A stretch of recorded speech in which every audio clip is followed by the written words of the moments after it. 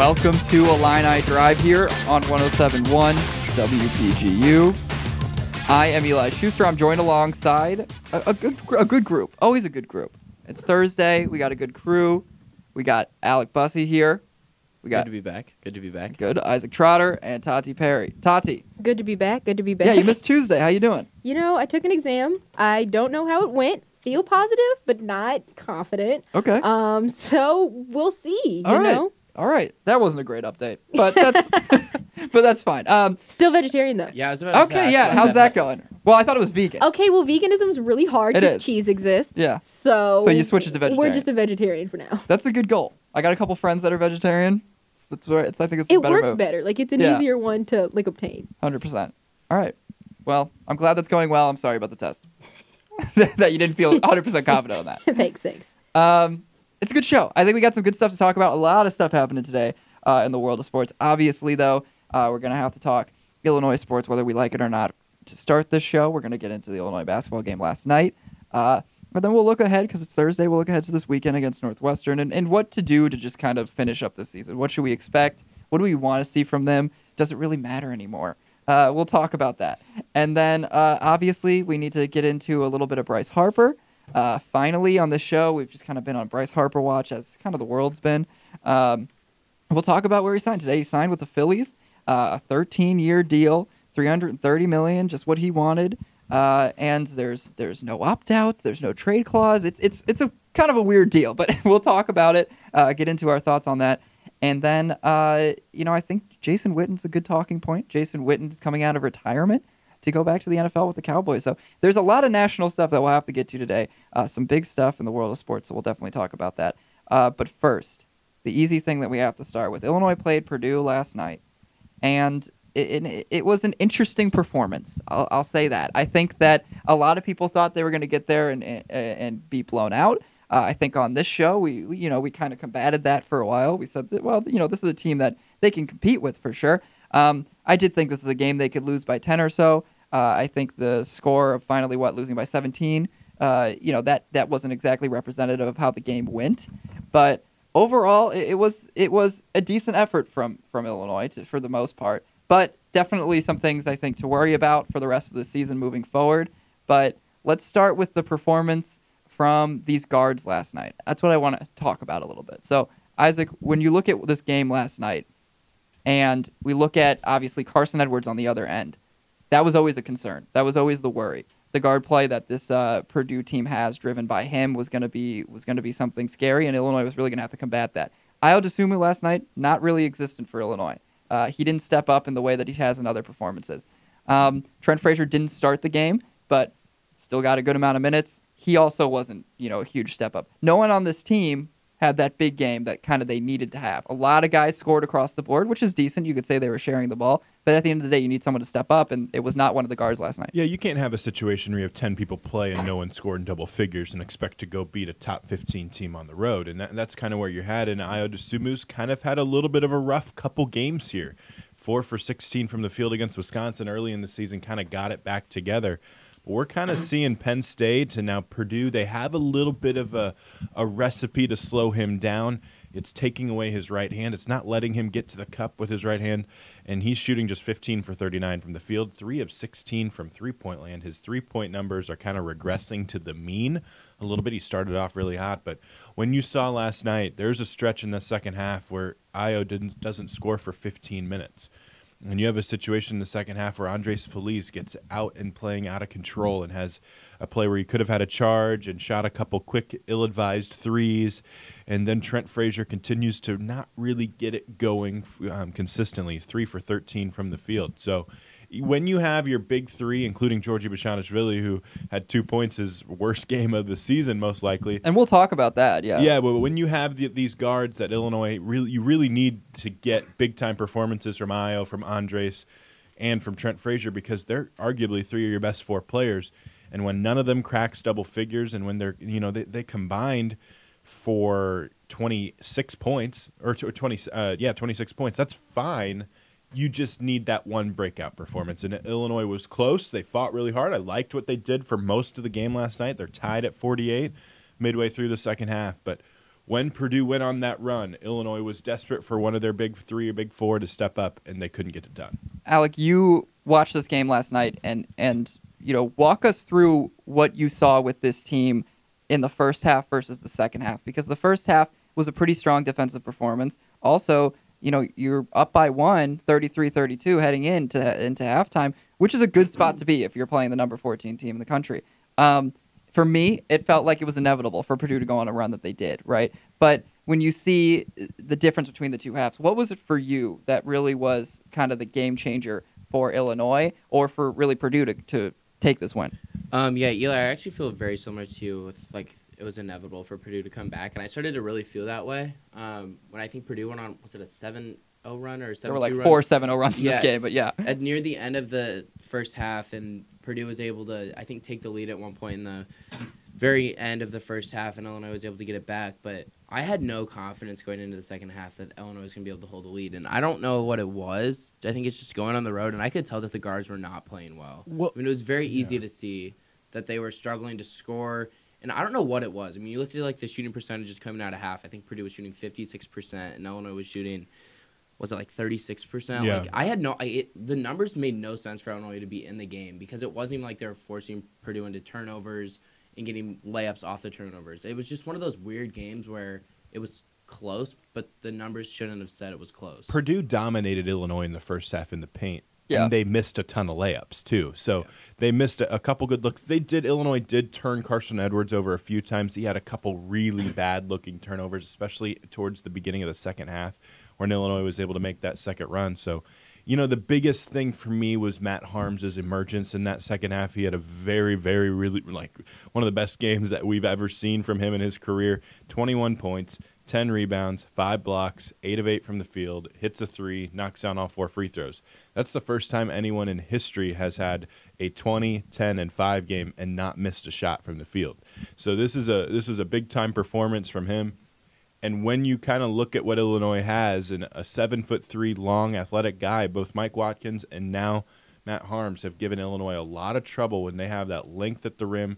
Georgie Bashaniashvili's been bothered the last couple games, and Illinois hasn't been able to finish inside. And then when you try to counteract that with hitting threes and you shoot 27% from behind the arc, you're just not going to be able to get it done. I think, for me, Matt Harms plays a huge role in it, and we could talk about Georgie's performance in this game.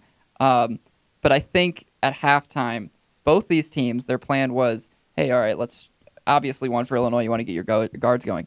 But two, the plan was, all right, let's give it to our big men, right?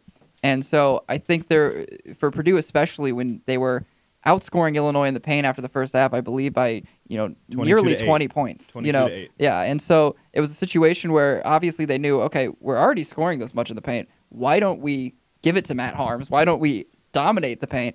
And Illinois, you could tell, want to do the same thing. They want to give it to Georgie early on. I think that's always the goal for Brad Underwood when you start any game, and then in the second half, you needed to get Georgie going as well, and you couldn't do that. And so I think it was both of their plans to let's try to get something going in the paint. And Purdue already had it going. And so the fact that they already had it going, and then they could use Matt Harms in the second half and just focus on that, they were able to really dominate. And I think, and Isaac, you bring it up, and we talked about this last night, this type of player, this type of Matt Harms player, this Mike Watkins player, and we talked about it on the show before Illinois played Penn State, and we brought up how Mike Watkins was a really bad matchup for Georgie, and we didn't like that. It's the same thing with Matt Harms.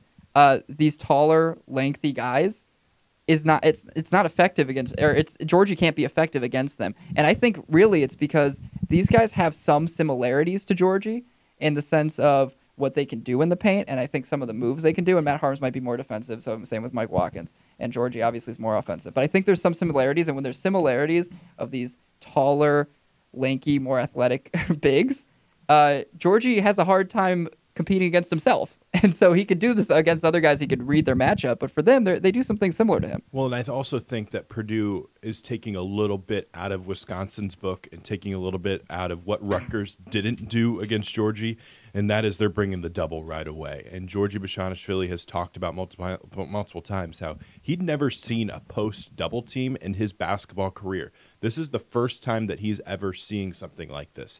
And when that happens, that really forces him to speed things up a little bit.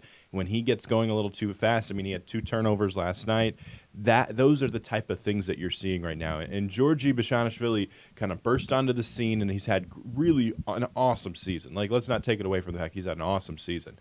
But now you're starting to see good coaches and good players like Matt Harms, like Matt Painter, adjust to the different things, and now you got to wait for Georgie's counter to all of these adjustments. And that might take a little bit of time for him to settle in and get used to it. And you're right, Penn State was going right to the basket. It wasn't just Harms. Nojal Eastern used his size to bully Andres Feliz and Trent Frazier and get to the rim. You saw Carson Edwards. He had an interesting quote after the game saying, hey, I'm just looking to beat my man off the dribble and get to the hoop because Illinois has no help side defense. That's kind of the way to beat Illinois. You got to beat them off the bounce and get to the rim, 100%. And then they will be just fine. The way you beat Illinois is in the paint, and Purdue was already doing that in this, and that's why I think we talk about how this run felt inevitable, because we see the score, 33-32 in the first half, but then we go, I mean, Purdue's already doing the right thing. Purdue's already playing, for the most part, the right way, and you know that if they just keep doing this, they're going to chip away at Illinois. And I think it helps, too, when early in the game, you kind of felt, I feel like the stage was set for this game early on when you see a lineup in there of Georgie, DeMonte Williams, I think it was Griffin, Jordan, and Felice. Yeah. And that's not a great lineup for you. You don't want that lineup in the game. And they were in there for about, I'd say, 3 minutes or so. But that feeling during that time when they were in, you just felt like this team just can't compete with Purdue. The talent level is too different. Exactly. You're in a different playing field right now. There's a reason why Purdue is always winning 20 games and Illinois hasn't been to a tournament in 5 years. That's kind of where you're at here. And when you look at these rosters, I still think this matchup with Purdue is still a very intriguing one in the Big Ten tournament. I still think that you would much rather play Purdue than Michigan in the Big Ten tournament. I agree. But there's certain things here about this Illinois team that you have got to be able to take advantage of. And Illinois went small and tried to play Kipper Nichols at the 5 a little bit to try to get Matt Harms away from the basket. That's a good idea, except Kipper Nichols can't throw a ball into the ocean at this point. 2 from 8 from the field and 0 for 3 from downtown. I don't think they brought in Kipper Nichols to guard Harms because they wanted to. They brought him in because Georgie was in foul trouble from and the Adonis get-go. had a knee issue. And Adonis had his knee injury flare up again. I'm assuming it's the same ACL, but it's not like Underwood wanted to put Kip on someone who's 7 inches taller than him. I combat that with you could have played Samba. Right, I get that. But they didn't. Like, if matchup-wise, like, why didn't he put in Samba? Matchup-wise, that's why I think he did that, yes. though, to get Harms away, because it would have worked. And I was talking to a buddy this morning, and I said, I know we don't love Michael Finke around here, but you could have used a guy like that. You need a big that can stretch the floor and get him away, which I think this really is a big sign for the offseason. You have got to have Georgie become a jump shooter this year in the offseason. You got to be able to have him have a consistent stroke from 15 to 18 to even behind the arc. Because if you're not able to get these dudes away from the basket, right, and they can just sit in there and block Andres Feliz and block Aaron Jordan's attempts at an offensive rebound putback, it's just not going to work. And that's kind of the big thing of the offseason. You just don't have the dudes right now to be able to compete with the Matt Harms and with the Purdue roster that has a couple players that are better than anybody you have on your roster. And Isaac, you bring up, and you kind of always said this, that you think this is still a good matchup for Illinois. And I do. I want to say, though, that, one, I disagree with that. And two, I think that, you bring up you'd rather play them than Michigan. I think, sure, we can all agree upon that. If that's the bar we're setting, then yes, I would rather play Purdue than Michigan, just because I think Michigan's the better team. Right. But I think that Purdue might be the second team that I don't want to play, and Michigan State right there with Michigan State again. I don't want Illinois to play Michigan State again, but I think maybe Michigan State just because of the injuries that they've had that I would put Purdue, but I'd put Purdue ahead of them. I think I don't want Illinois to play Purdue again. I don't like the matchup for them. I think that we saw that in this game because I think what Purdue does well is you have these veterans, you have some guys that have a good experience. They'll chip away at you. It doesn't matter. There's a feeling during that game. It doesn't matter that Illinois was up by 1 at half. Right. You knew they were going to lose that game. And I think that's the same feeling. And we can talk about, look, they can hang with anyone. They've done that all year for the most part. They hang with Michigan. They hung with all these teams. And for me, though, I just don't like this matchup because, one, Purdue can shoot. They have guard play that can shoot. Klein can hit the 3 anytime he wants. Last night he wasn't. But most of the time, Klein can hit the 3 anytime he wants. And then also, you have a guy like Harms, who we saw last night can give Georgie problems. So really, they're really well-rounded, and they can adjust to what Illinois does poorly. And I think last night demonstrated that. So for me, I don't like this matchup again for Illinois, and I don't want them to have to face it in the Big Ten tournament if they don't have to. If I'm looking at the Big Ten tournament right now, if we're saying Illinois wins a first-round game, you're going to play one of three teams. You're either going to play Michigan State, Purdue, or Michigan. And I agree with you. I'd probably rather play Michigan State right now just because of the injuries and where they were. But at full strength, if they have Nick Ward back, I don't know if I want to play them again, and I'd much rather play Purdue for a couple reasons. One, I do think Illinois has shown this year that they can do a good job on lead guards. Carson Edwards had 6 turnovers. They had Cassius Winston with 9 turnovers earlier in the year. 2, Purdue doesn't have the dominant wing on the that can really kill you like Lamar Stevens is able to. I think that Matt Harms had an awesome game. I think Georgie had a terrible game. It doesn't take rocket science to see that. I don't foresee that happening a second time. Georgie has been too good all season long against the Nick Wards, against the Caleb Wessons, against the Rui Hachimuras, and he even had 16 and 10 against Lamar Stevens, even though that was a tough matchup for him. He had a really rough game. And we've kind of talked about the negatives and how Purdue, this was kind of inevitable. It was. You're right. We are right. But the final score of 73-56 doesn't represent how close this game was. No, but I still think it was a Illinois 10-point game. Exactly. And Illinois was, and that's okay, though, because you're on their floor in a team that they've lost one game in the last 3 years. Sure, but I would say home. they lose by 10 at State Farm Center almost as well. I think that on a neutral floor in Chicago, I don't hate the matchup. Again, I think that Georgie's going to play better. I don't expect Harms to go 21, 10, and 5 again. And I expect Purdue, some other guys from Purdue to step up. Sure, but I think you could even say, is Trent Frazier going to go 3 for 13 from the field? And is Io only going to shoot 1 of 5 from 3-point land? I think we get into the either ors here, and it really comes down to this. Would you rather play Michigan State, or Purdue? I think I'm leaning more towards Michigan State, but if it's a second, I'm playing Purdue rather than Michigan. I agree with Eli too. I actually don't think Purdue's that good of a matchup with Illinois, just because I think Purdue's guards are really talented, and I think that Edwards is, in my opinion, he is the Big Ten Player of the Year. And when you look at the fact that he averages like 23 points a game and all the other stuff he brings to Purdue, I do think he's a Big Ten Player of the Year. And Illinois just doesn't have a great matchup for him defensively. I mean, clearly they think it's Andres, but he still put up a pretty good game last night. And Trent's been struggling again. Iowa's been struggling again. I think you can maybe get away with it against Michigan State a lot better than you can against Purdue if your guards are struggling. And I also think that Georgie's struggles last night against Harms have a lot to do with the fact that Harms is just a lot bigger, and I do 4 inches taller. I think he's a lot better. Like, I don't think that, like, you mentioned all these other guys that Georgie's had good games against. Right. All those guys that he had good games against, he's a very similar size. I have no reason to believe that, like, he's gonna. Caleb Wesson is much bigger than Georgie in terms of like weight wise. He is, but still. Like, Harms is so much taller than him, and I think he's so much more advanced at this point in his career. Well-rounded. And I just think that Georgie doesn't have the ability, because we said that he can't bring Harms out. For example, I think Georgie could beat Harms off of a dribble because he's beat guys off the dribble all year. Mm-hmm.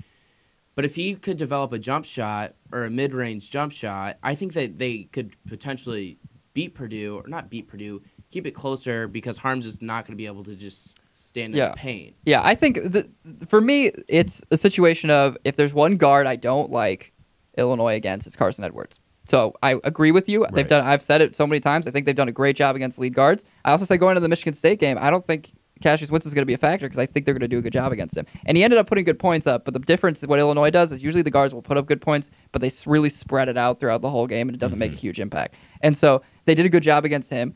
They did a good job against guys like Cowan and other good guards. But for me, Carson Edwards is the worst guard for them to have to face, because I really like what he does, and also he'll drive in on you like we saw last night, and he'll just finish that kind of easy lay-in. Well, and the thing that Illinois does defensively that they force you to do is they force you to get into transition, right, and you're speeding up and fast. That tends to play better with Carson Edwards' skill set, is what you're trying to say. Well, sure, but also I just think even in the half-court game, Carson Edwards has an ability to beat you and go, like he said last night, he's like, I just need to beat you, and if I beat you, I'll be able to drive in. And I think for the most part, if he has Harms down there in the center, he'll get the ball to go in. And we saw him make some tough layups last night, or we saw him go up and just kind of quickly bank it up off the glass. And I think in a pressure situation, he just does that more, and he'll continue to do it, because I don't think someone in Illinois, out of all these guards that they've faced, Carson Edwards is the least intriguing to me, because I think they don't have someone that can really guard him heavily. And then Harms, I think that Harms can have another game like this against Illinois, because I know we say Georgie's not going to have a game like this again, and I agree he's not going to have 2 points, but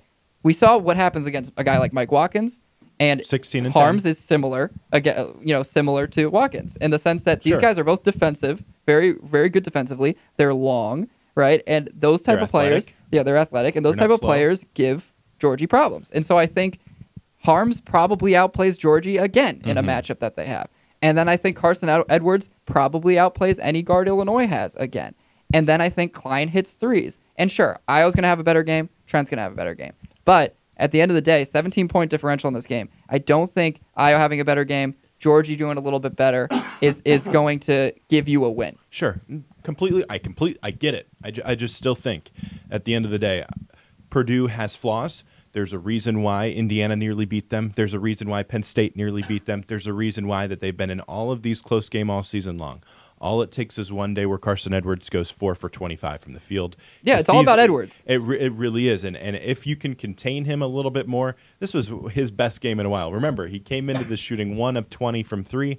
Illinois had a really odd decision to try to do a quick double right at the beginning of the second half, gave Carson Edwards a wide open 3, knocks it down, and kind of gets rolling from there.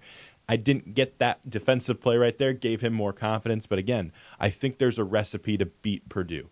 I don't foresee a recipe to beat Michigan. Purdue has one. I don't see one either to beat Michigan. I agree. Michigan State, I could say. Purdue has 2 players that you really have to stop, right? I mean, we can all agree on Matt Harms and Carson Edwards are 2 to stop. Saying it is easy. Doing it is a whole different thing. But when I look at Michigan, I go, okay, Jordan Poole, Ignis Bradzikas. Yeah, but I don't think anyone's fighting on John this Michigan Teskey. claim. Yeah, Right. but We would much Georgia rather play matches- Purdue than Michigan, Right. but But I still think matches Purdue's up not good. against Iggy so much better. Georgie's than not Iggy's guarding was. Iggy.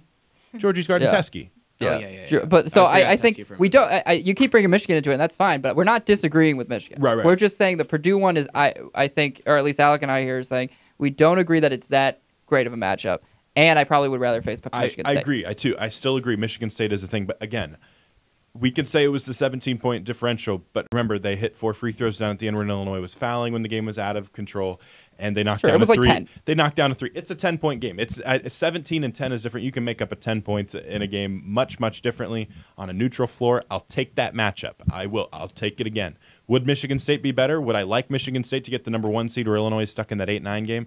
I think it really would be a good matchup for Illinois, especially if they're wounded, especially if Nick Ward's out, and obviously Josh Langford's not coming back. Yeah, it's interesting to look at what the possibilities are, and when we come back after the break, we'll talk a little bit about we'll go off this game a little bit, and we'll look more towards the Big Ten tournament and also these games coming up against Northwestern and Indiana. Just thinking, what are our expectations for them to finish off this year? Because I think that can go a couple different ways. So make sure you stick with us. You're listening to Illini Drive here on 107.1 WPGU.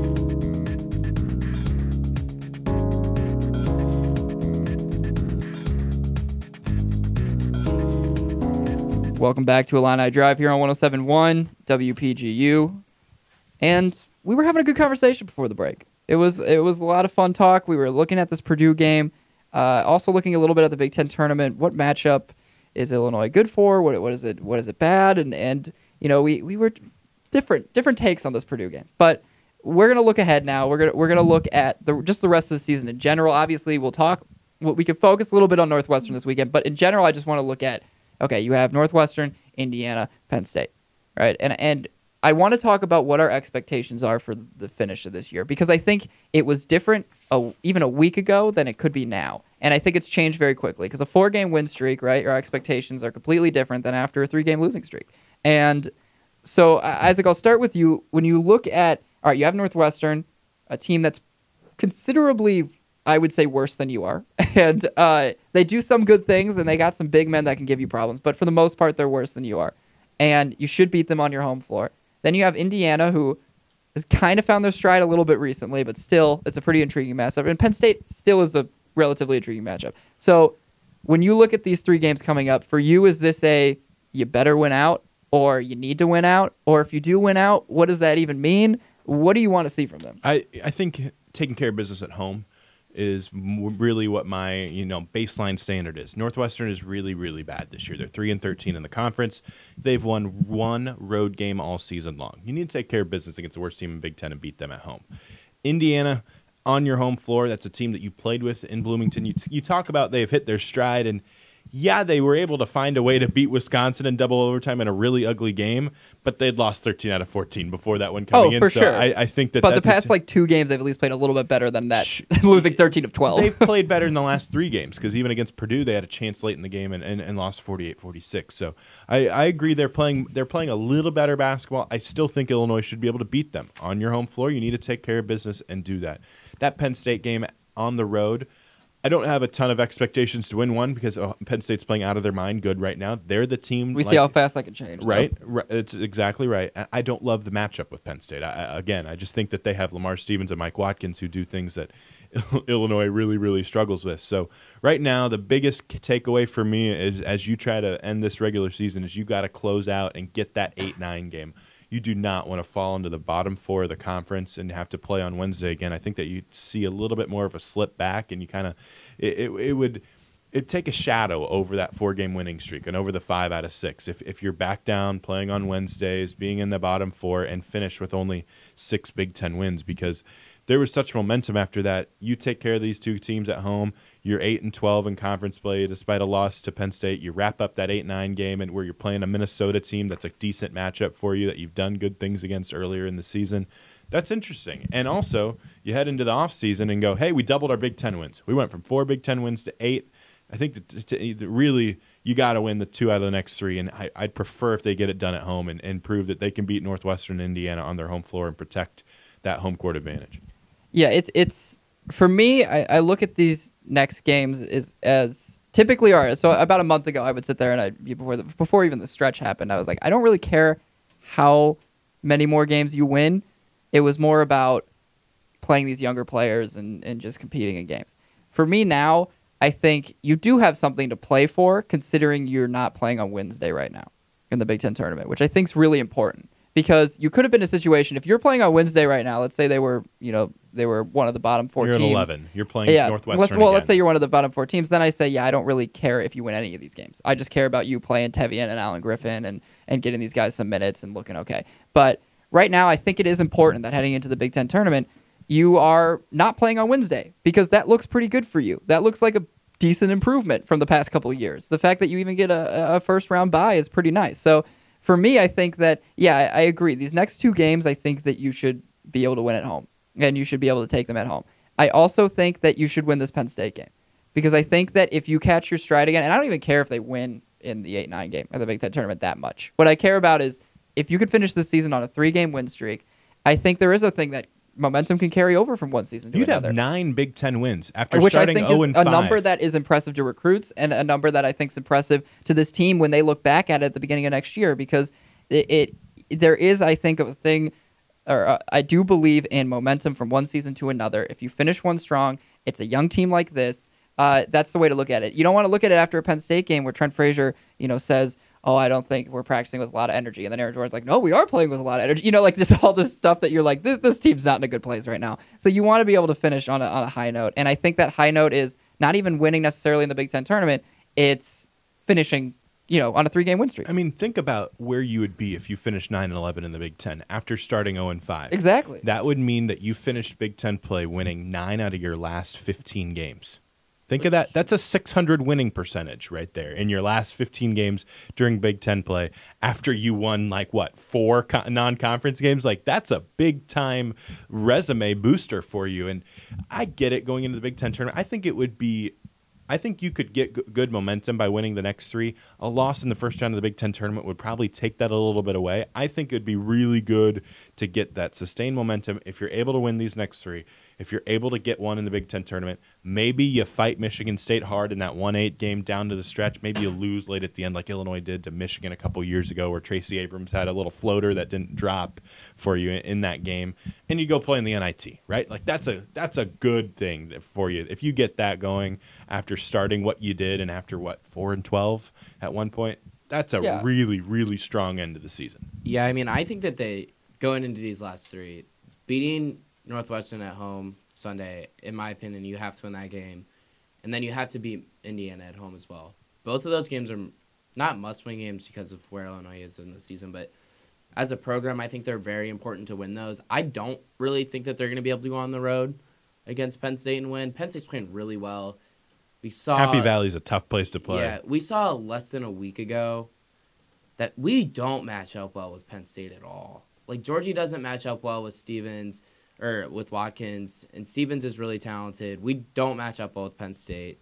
They're big, they're fast, and they're Can I playing give a really rebuttal to that, though? I think that Teams improve.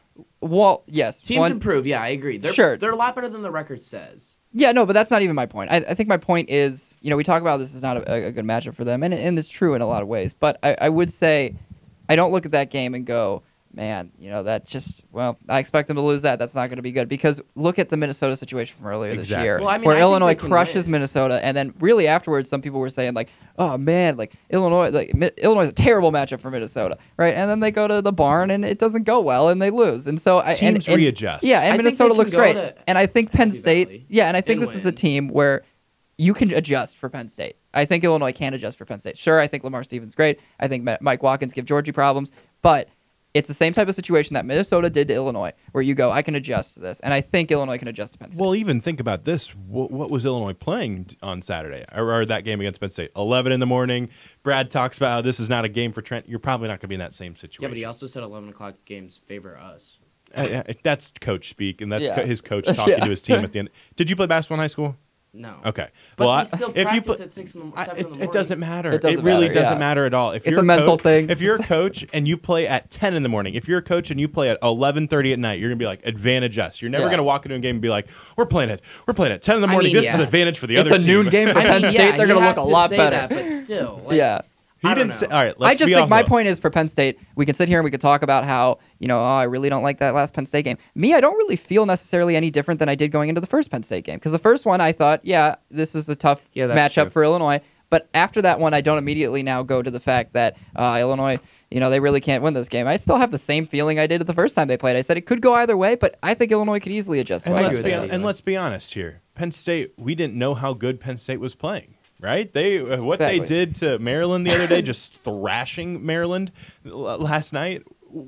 That kind of showed you that the team you played against Penn State wasn't the 0-10 Big Ten team.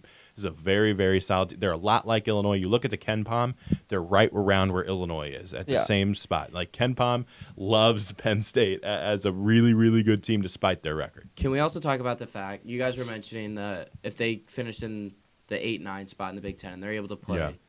Minnesota, Yep. Ohio State. It'd probably be, one it'd of be those- Minnesota. Minnesota or Ohio State, more than likely Minnesota.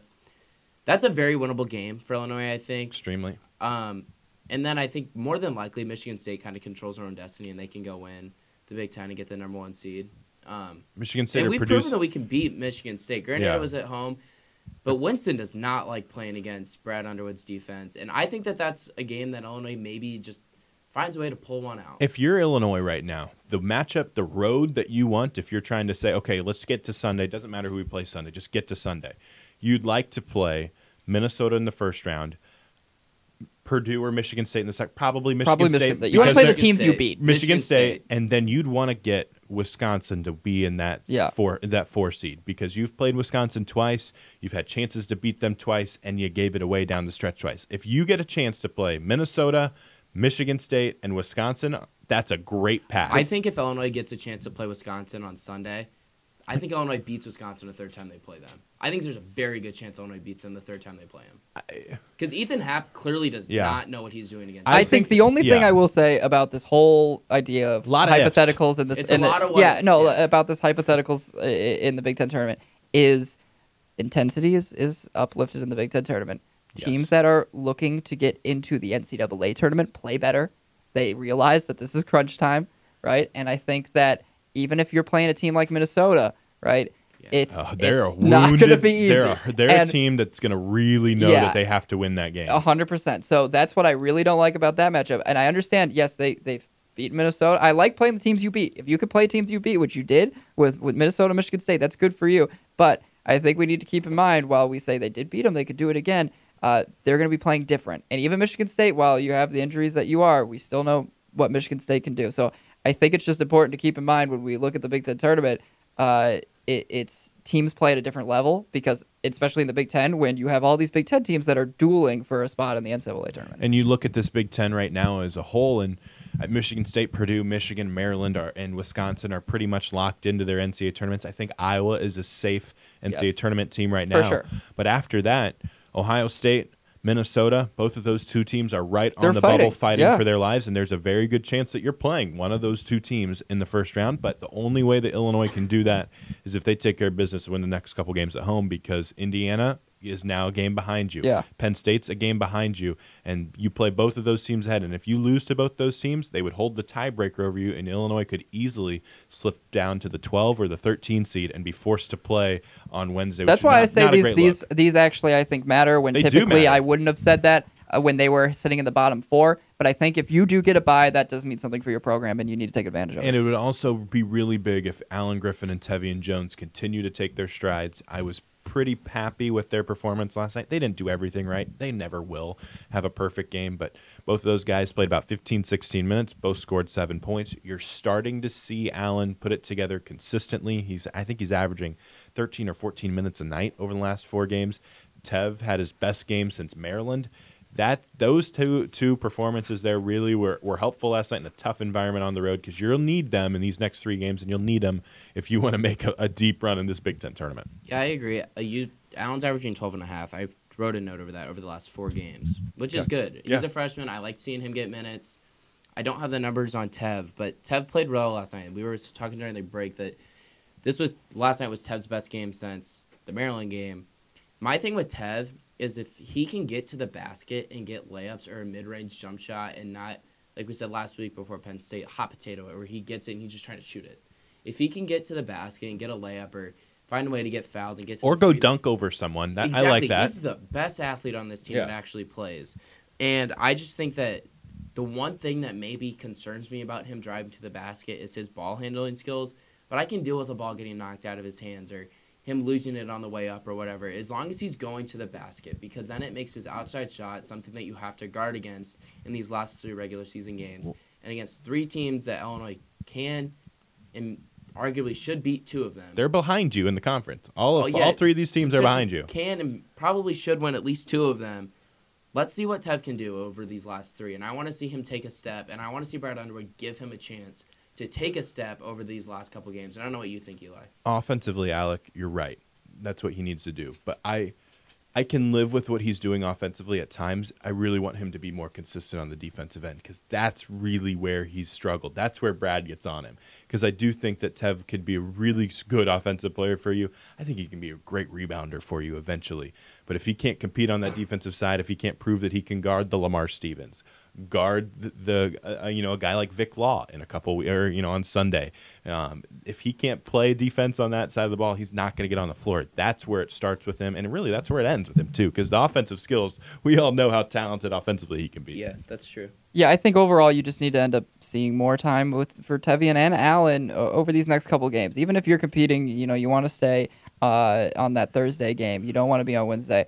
Either way, you also need to balance that with the fact that in these last couple games, you need to give your freshmen, a good shot. And so I think Aaron Jordan getting 26 minutes, shouldn't be happening. And we could talk about the situation of why that happened and maybe some foul trouble, whatever it is. At the end of the day, 26 minutes, A little too much. It's a lot for Aaron Jordan. It's kind of not changed that much from what it was about a month ago when we were having the same conversation about who needs to play. So I think Aaron Jordan, his minutes really need to start taking a step backwards. It's nothing against how he plays. I also understand if you want to put him in towards the end there in crunch time because he can hit a 3 for you. But Tevian and Allen need to be in there in the middle of the game. And for me, it's always been more Tevian than it is Allen. I think Allen's just a little bit of a step behind where Tevian is. I think that Allen is going to be a very good player, but I think that that Tevian can give you a little more athleticism right now, and that's what I like. All right, we're going to take our second break of the evening. When we get back, we're done talking Illinois basketball. We're going to go and move on to some Bryce Harper conversation, and then maybe a little bit of Jason Witten, too. So make sure you stick with us. You're listening to Illini Drive here on 107.1 WPGU.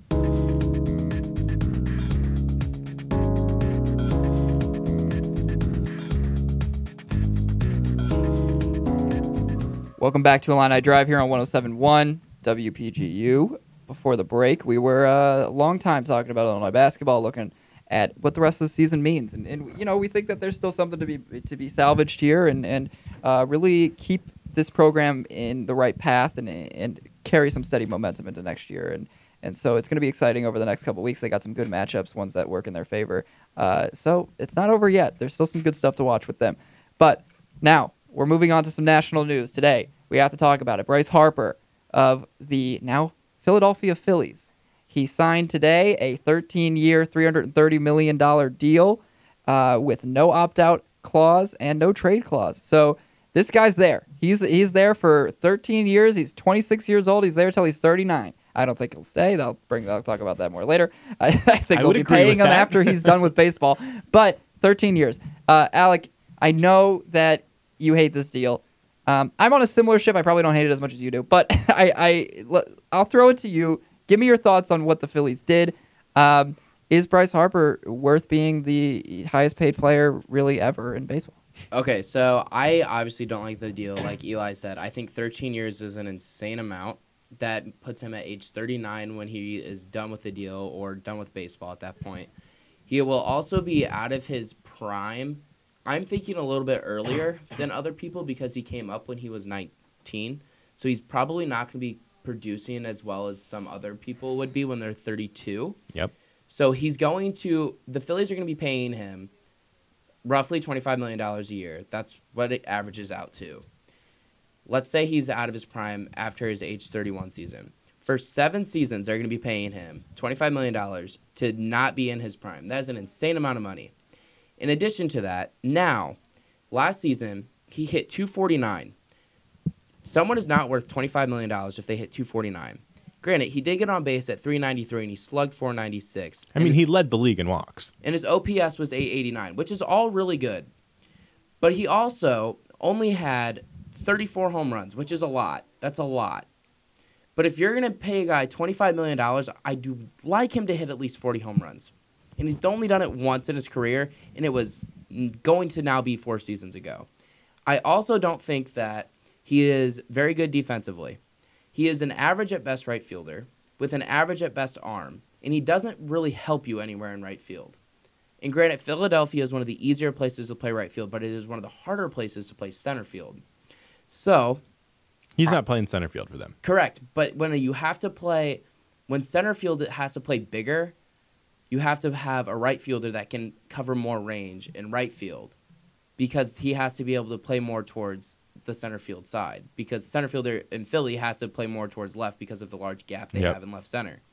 So I just think he's an average at best defender. And his offensive numbers, to me, need to improve a lot. Baseball Reference this year projects him to hit 265, which I would take, hit only 27 home runs, and drive in just 87 RBIs. They do project his OPS at 875, but I just think that his numbers need to improve to justify $25 million. I will also say that the Phillies have easily had the best offseason in baseball, and I think you said something. What did you say their WAR increased by? They added 16.2 WAR to their team based off of last year's projections. With the additions of Andrew McCutchen, they added David Robertson, they added Gene Segura, they added JT Realmuto. So they added 3 All-Stars to their team this year in Segura, in Realmuto, and Bryce Harper in this offseason. Yeah. Here's the thing, Alec. I get why you're saying this. I'm not saying that Bryce Harper should be the highest paid player in baseball. That $330 million, that's all done because Scott Boras wants to be linked as the agent who signed the biggest contract ever. I get that, and it makes sense. But Bryce Harper's still a really, really good baseball player. No, I don't think he's not. And Bryce Harper helps the Phillies become instant contenders right now. You look at the lineup that they're going to trot out this year with Gene Segura, with Odubel Herrera, with JT Realmuto, with Rhys Hoskins. You add in Andrew McCutchen to that mix. You have JT Realmuto. You have the pitching in Aaron Nola and Jake Arrieta, Nick Pivetta, Zach Eflin, and Vince Velasquez, who owns a no-hitter to his name. You add the bullpen pieces that you have with Robertson. Neshek was good last year. You're probably going to add Craig Kimbrell to the mix here. They've been linked to him significantly. This is a very, very good Phillies team. This was a situation where I probably wouldn't have given him 13, but if you give him 10, it's still a really good year. And you talk about his age, he's only 26. If Albert Pujols, if you sign Albert Pujols at 26, you would have gotten an average of probably 30 home runs for the first 8 years of his deal. Like, that's the kind of similar thing that you're getting with Bryce Harper. Don't compare him to Albert Pujols because the first 10 years of Albert Pujols' career are the greatest 10 years of anyone's career in baseball history. I get it. But people always get bogged down with the don't give somebody a 10-year deal. I'm like, well, Bryce Harper's 26. Where my biggest problem is with the deal is that it's 13 years. I think Sure. a 10-year deal makes get it it. so much better for Bryce, too, because if he still wants to play after he's 36, then he can sign a 1-year deal with whoever he wants to go to, or he can decide to retire at that point. Eli, you and I were talking about before the show how if he retires when he's 39, he will have had a 20-year MLB career. That doesn't happen very often anymore. Here's my thing. It's less for me about Bryce than it is about where baseball's at currently, which is you're giving someone a 13-year deal, $330 million, and you very well know this guy isn't playing for you 13 years. So that's what it's about for me. I mean, this guy's not playing till he's 39 years old. I mean, we could all agree that he'll probably be done, 2 years or so maybe before this contract's up. And I just think it's a weird system and I think we're going to see plenty more of it in the future of where guys are getting this many year deals, maybe even longer, who knows, when things go on, because these teams are like, yeah, whatever, we'll pay you after you're done playing. We'll give you the money. We'll keep spending the money. Yeah. It's more about, I mean, the reason they do this is because, all right, Bryce Harper wants this much money. I mean, we can't pay it to him, very quickly, so we got to span it over a long time. We'll give it to you, but here you go. We'll do it over 13 years, and that way we save ourselves because we have some money now over the next couple of years, and we can continue to sign people, and we save our franchise a little bit. And I just think that's not a great way to go about things. I just don't love that because I also think that doesn't make the sport very fun. If you want to look at the sport in general, the reason why the NBA is so fun right now and so intriguing to people is because your star players are on the move constantly.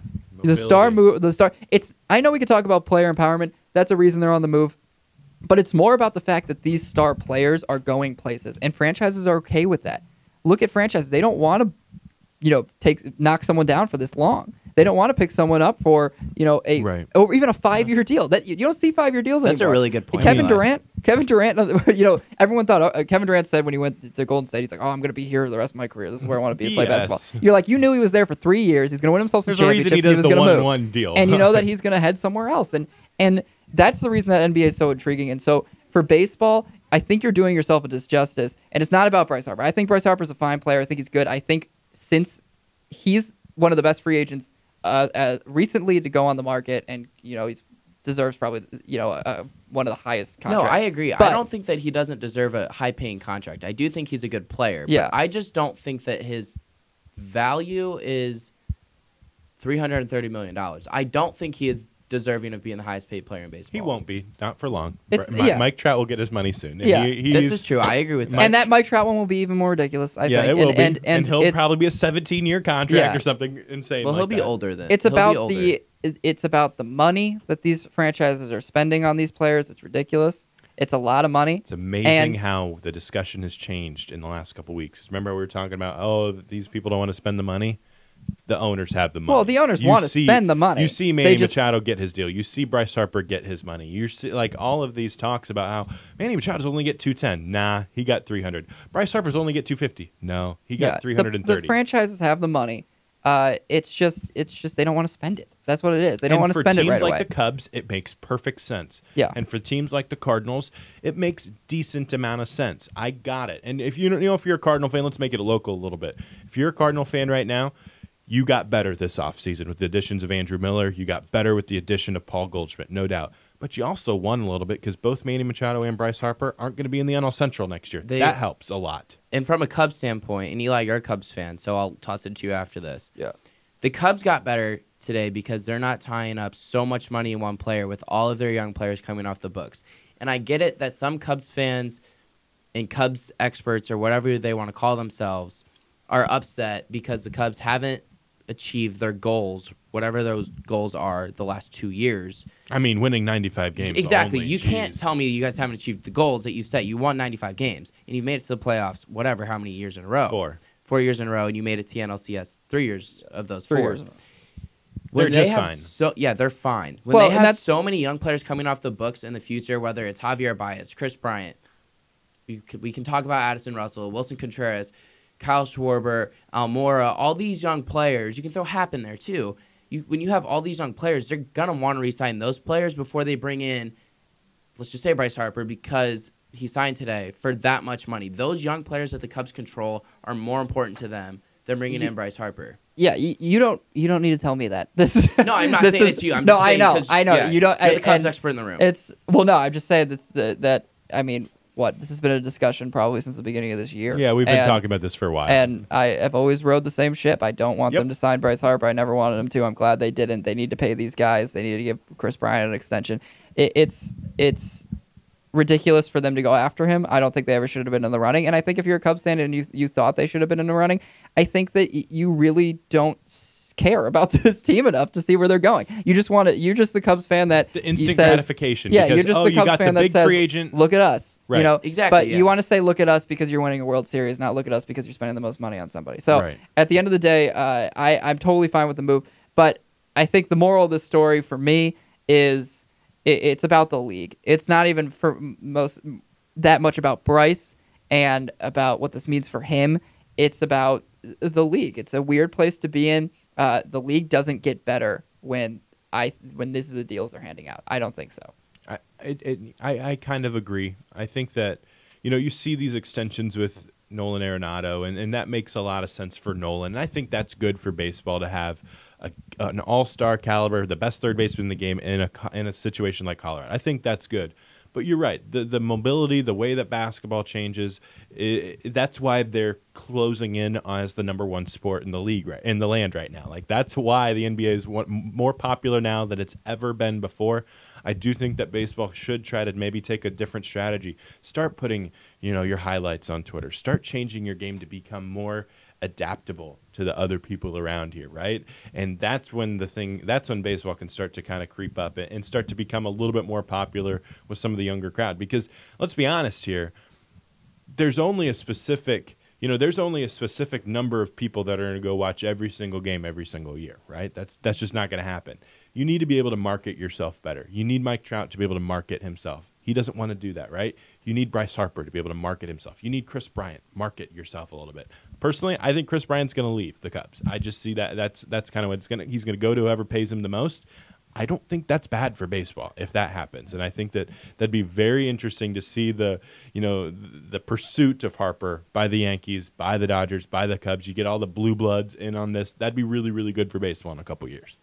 It might be. I don't know. I think I don't see Bryant leaving. I think they try to lock him in there pretty quick. I think quick, Bryant's but the one that stays for sure. Yeah, I see Bryant hanging in there. But I think, and I don't know if him hitting the market is great for baseball because it's not the same as basketball right now, free agency. It's not the same. I mean, we see it right now. You really, I think most people don't want another big time player on the market for a little while because they're saying baseball needs to figure something out before that happens again. Because what was the reaction today online when Bryce Harper signed? Thank God. Was, all right, can we move on now? And then even when Manny signed, it was like that too. When Manny signed, it wasn't like everyone was freaking out. On Twitter, it was more of like, okay, good, that's over with. We wondered where he was going to go. We're glad to see he finally landed somewhere.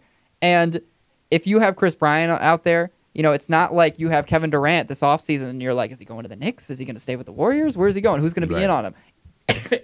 It's not like that. It's going to be, with Chris Bryant, it's going to be the same mess of, all right, who's going to pay him 10 years, this much money? Who's going to give him all this stuff? But the It's Cubs did not as already exciting. offer Bryant a $200 million extension, and he turned it down, right? Sure, that which is happened. fine. I But think he that's has fine to to do. turn it down. Yeah, though. I think that's fine to turn it down, and I think he's not going to accept it because he knows that he can get more money. But also, I think the Cubs know that they want to pay him as much as he wants because that's why they weren't in on some of these other guys. So it's and also you always want to see your options. I will say that because it's the same thing as Anthony Davis. What's the reason that the Pelicans said no to trading Anthony Davis? Or it's the same type of situation. Gotta see with the you Celtics. You say, I'll hang around. Who cares? I'll try to get the Lakers to give me that same offer this offseason.